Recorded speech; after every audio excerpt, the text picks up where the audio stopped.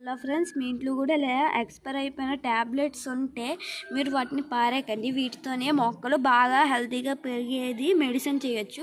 వాటిని మొక్కకి వేసుకోవాలి. అది ఎలా చేయాలో చూపిస్తాం. ఇప్పుడు ఫస్ట్ మనము ఈ ట్యాబ్లెట్స్ని ఇలా వేసుకుని బాగా దంచుకోవాలి. ఇది ఇలా పౌడర్ లాగా అయ్యిందనుకో, అయిన దాన్ని ఇప్పుడు ఇది రెడీ అయిపోయింది. మనం ఇంకా ఏం పని చేయవచ్చు, ఓన్లీ ఇలా పౌడర్ లాగా బాగా దంచాలి.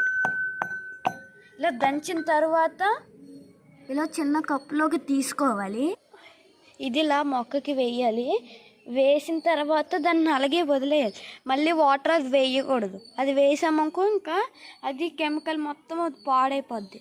రండి, ఇప్పుడు 1 month తర్వాత మొక్క ఎలా పెరిగిందో చూద్దాం. గట్టి మాట్లాడు.